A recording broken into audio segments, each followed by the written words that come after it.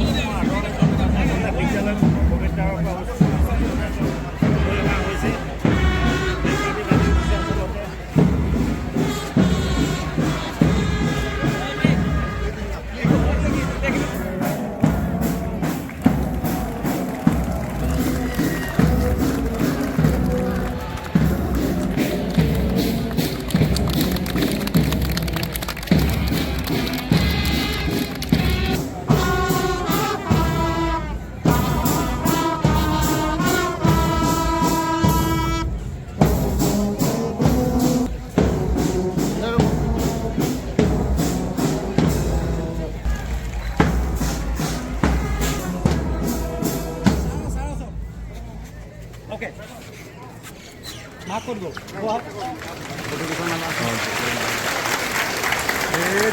কি কৰিছ তই?